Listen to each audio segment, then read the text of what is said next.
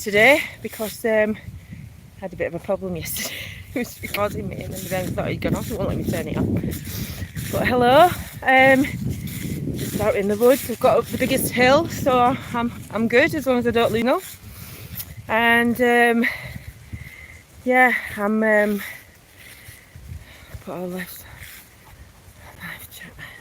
Yeah, that's alright. Yes, I was listening to the radio on the way to drop my daughter off this morning for work. Got a little routine, drop her off, go see the grandkids, have a bit of a dance about, and cause chaos in the house before school, have a bit of fun. And now I'm out with the dogs and don't really want to be up here, I don't think. I'm going to go back down here. Don't want to be in the open air, it's too windy. Anyhow, on the radio this morning, local radio, a couple of subjects came up and I wondered, did they actually get a sheet with the topics for discussion that day? And the two things that I heard was that balaclavas apparently are the new fashion accessory. Burkas, balaclavas, sorry. Yeah, not much difference. They'll get to us one way or another. It's like these bloody passports, isn't it? Tried it in Nazi Germany. Then bloody Nancy Blair tried it. ID passports, and now they're trying it with this shit. Anyway, so yeah, balaclavas are the new fashion statement if anybody wants to wear one. She did recommend you don't wear it going into a bank, but I don't even think they'd bother these days. They're so used to wearing the muzzles and stuff. But yeah, Stella McCartney's selling hers, woolly balaclava, for £280. Now anybody that's silly enough to give these designers all the money when we know the bloodline families that they belong to, then you need some work. Let's say you need to raise your aspirations a little bit on the spiritual side of things. So yeah, the other conversation we were having, phone in was well, the little bit I caught was fooling your children into thinking that the pet's not died. Some woman said her daughter thought the hamster was now 6 years old, and they did point out that having replacing a cat or a dog, if the idea of having pets really with children is they die after a few years, and some, like dogs, last quite a long time. But are we not supposed to prepare our children for loss and death? And isn't a pet a great way to do that, rather than lying to your children around the Christmas table when they're 25, going, hey, remember that hamster you thought was 25 years old? It died in the first year of your birth. Hey, it's like Santa, isn't it?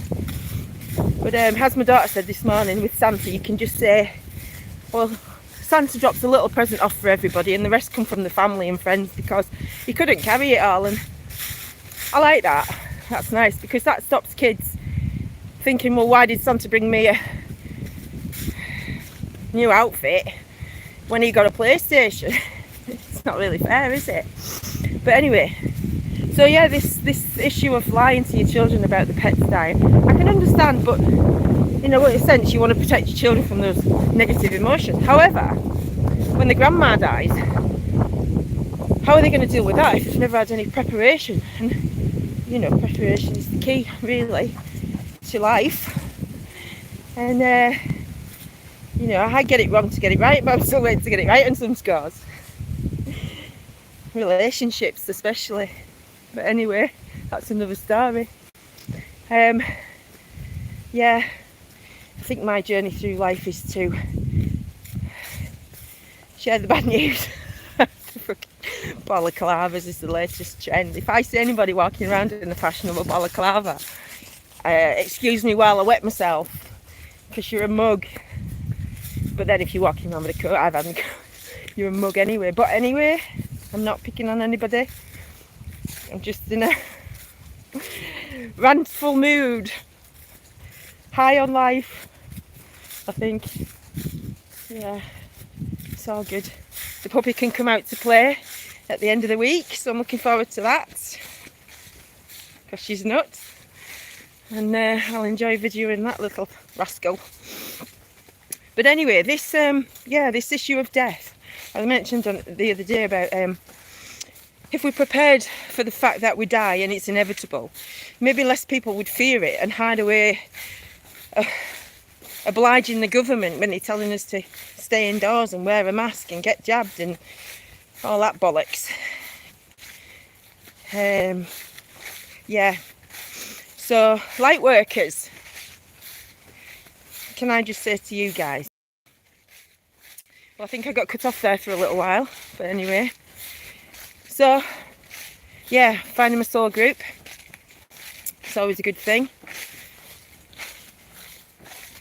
People waking up, things are changing. We're coming up to the end of the year, we can start afresh.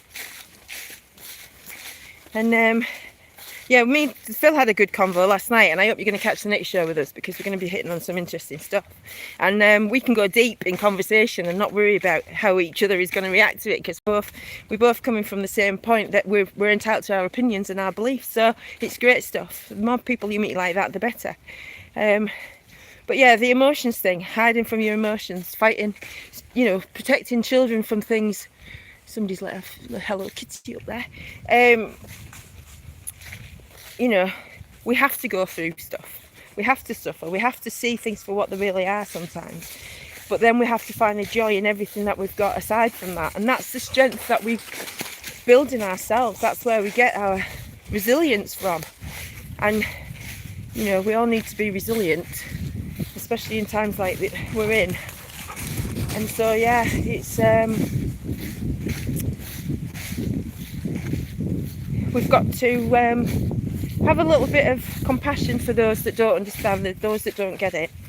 They're victims, really. And I think the darker your history, the lighter you become when you overcome it, because you value everything. And I've personally gone from being low value to high value. I know that you know, everybody in my past will have a different story about who I am, who I was, and that's all right, because that shows that I've grown and I've evolved and renounced. What was that? Sorry. To argue with a man who has renounced reason is like giving medicine to the... Very good quotes. I like quotes, you know that. Hello, Kenneth. Thanks for tuning in. Say hi if you're watching. I know there's two people up there at the minute, but that's all right. I'm just offloading, and I've come down the wrong hill. I wanted to stay up there in a big bit, but there's more people down here, really. Yeah, so I think we need to be around people that raise us up, be around people that value us and treat us as high value, not as an option. Nobody should feel like an option.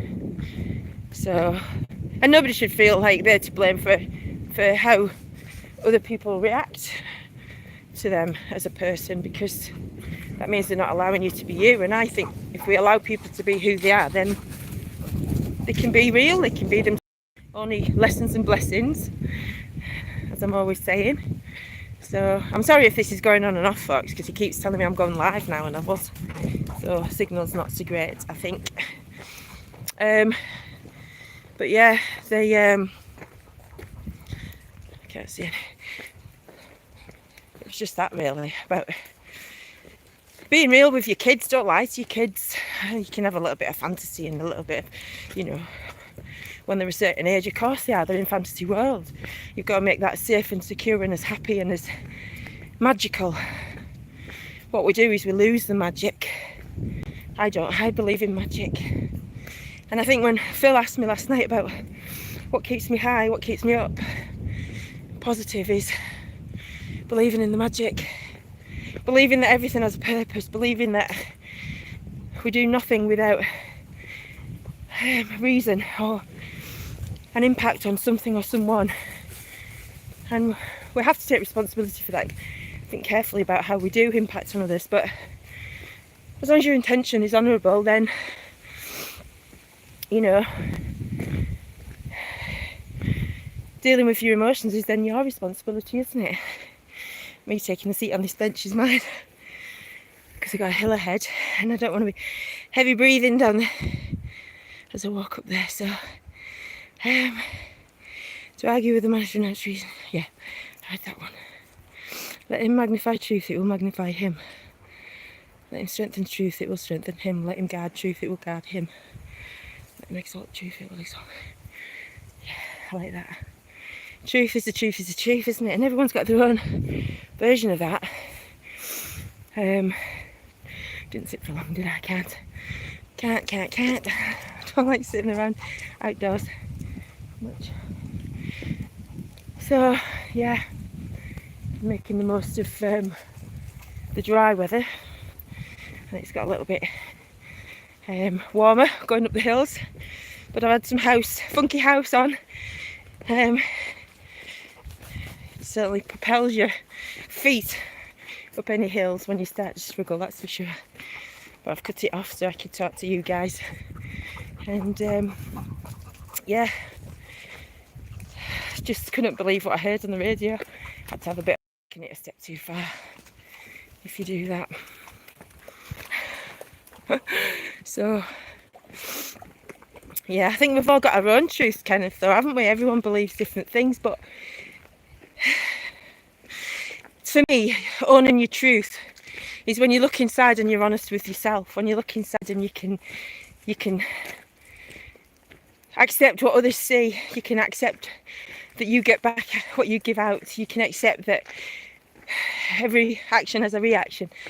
And so when you look at how you affect people, you can get a measure of how you're making that person feel. As an empath, I mean, a narcissist, let's be fair, a narcissist will make you self-conscious. An empath will help you get in touch with your consciousness. Very different things. Same as self-love. You get to a higher value the more love you give yourself, and not in an egotistical way either. It's more the value as a person, the good that you can give to the world, the effort that you put in and the struggles that you get through every day. Even just getting through the day for some people is their daily struggle. They don't have to be out on the street campaigning. They can be just making it through that next day. And I hope, because as we said last night, people are more likely to video you getting coshed over the head than help you or stop the attack. You know, it's going to go on YouTube, that's going to go on Facebook, that. How could I intervene? Missed the shot, it seems. But I'm still off Facebook, I still haven't gone on there, but who knows. I don't think I'll go back on, to be fair. But I'm still on Messenger. Anybody that's got me on Facebook, I'm still on Messenger, so if you've not seen me for a while, you can contact me through that if you would like. Anybody that's missing me. But no, I'm going to see some interesting ladies in the end of the month. The two women that came to me with regards to the Manchester police, really. So yeah, that should be good. Looking forward to that. And yeah, even on your down days, you've got to get up and do something positive. Hey, even when things aren't quite going your way. But as I said in the beginning, that's what makes us strong. I've been through some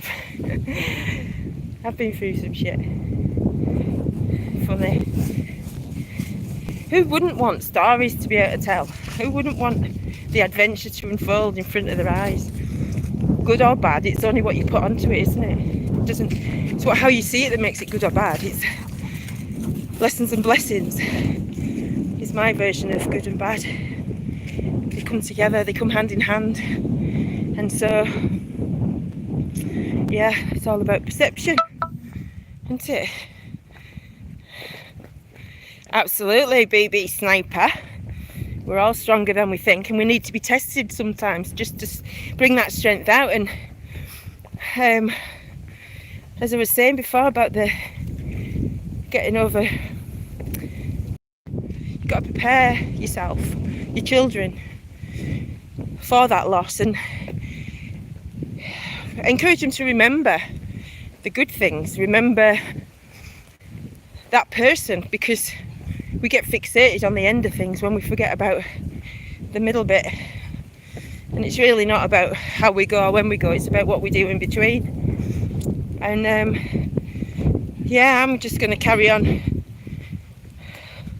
I'm going to carry on my sole purpose, helping out whoever I can, but not getting too involved, because that's the rocky road, that is, when you get too involved and you think, you know. So yeah, I've not met anybody with an ego strong enough to take the binksy on and survive, sorry to say. And I do appreciate every person that's been through my life, and I hope they don't hang on to any negatives about me, but I do hope that they see the blessings, because I do. And that's how we get through life, isn't it? Unconditional love. That's the key. When you can have unconditional love for yourself, and you don't allow those people that would